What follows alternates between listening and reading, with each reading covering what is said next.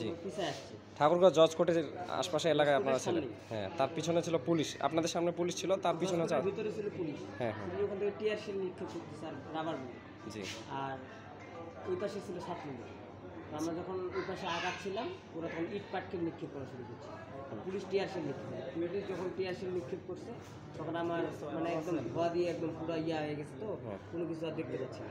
ছাত্রলীগের তখন 15-20 জন আসছে, আর সেই যে রামদা দিয়ে কূপ আছে আর এই হাতের মধ্যে গেলে বাস দিয়ে বাড়িতে। ও মাই গড, হাতটা মাথায় মনে আঘাত লাগছে আপনার, এই যে এই জায়গায়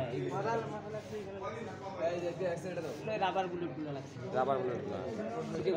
এই যে রামদা দিয়ে আঘাত করছে এখানে। তারপর আপনি কি অজ্ঞান হয়ে পড়েছিলেন? কতজনের মতো আহত হয়েছিল ওই যখন মানে আমি একটা ছাত্রলীগকে তা ধরছি, ওটা ছবিও তুলে রাখছি, একজনের দ্বারা ছবিও তুলে এনেছি, ওটা ধরছি, ধরে ওটা আমার মানে ওইটার উপরে আমি।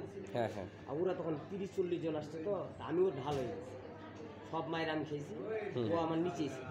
ও আচ্ছা আচ্ছা, ওই স্মৃতি বের হয়ে গেছে। জ্ঞান ছিল না, জ্ঞান হাসপাতালে দেখলেন না, তারপরে একজন হুজুর তখন আমি নিয়ে আসছি। হুজুর নিয়ে আসছিল পরে, শান্ত হওয়ার পরে নাকি? শান্ত হওয়ার পরে না, ওই যখনই দেখতেছি আমি ওখানে রাস্তার মাঝখানে মার খাচ্ছি, হ্যাঁ, তখন আমি তো 2-2.5 জন ছিল, আমি একটু সামনেই চলে গেছি, এরা পিছাই গেছে, রিট পাটকেল ছুটছিল তো এই ছাত্রলীগ, আমি সামনেই চলে গেছি আর এরা পিছাই চলে গেছে। তখন যখনই দেখতেছে আমাকে মাঠে ফেলাই দিছে, তখন ওরা দৌড়ে আসে আমার। ওখানে কি আপনি একাই ছিলেন, আর কেউ ছিল না? আমি ওখানে একাই ছিলাম। পরে যে 6-7 জন আটকা পড়ছিল বা 10-12 জন আমাদের পরে, আমি ওখান থেকে আসার পরে, আপনি আসার পরে হাসপাতালে আমি তো ওইখান থেকে খবর পাচ্ছি 4টার পরে। ও আচ্ছা, 4টার পরে।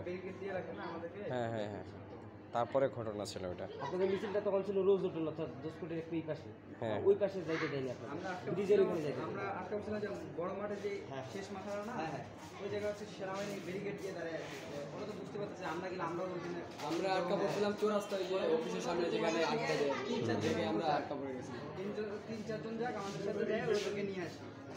পরে তো ওরা শুনে না ওই জায়গা সেনাবাহিনী ডক্টরের সাথে আমার কথা হয়নি, বড় ভাইয়ের সাথে কথা হয়েছে, ভাই কি বলছে সেটা বলতে আমাদেরকে ওখানে নিয়ে চলেন, তো সবাই তো যেতে দিব না, আপনারা হ্যাঁ ঢুকছিল, তারপরে রিপোর্ট দিচ্ছিল, যে রিপোর্টগুলো করে ওটা তো পায়ের বিস্কুট আর পানি, পুরো বৃষ্টির মতন বর্ষণ সাধারণ শিক্ষার্থীদের, এত বিস্কুট আর পানি তখন ওখানে আমি খুব খুশি হয়েছি।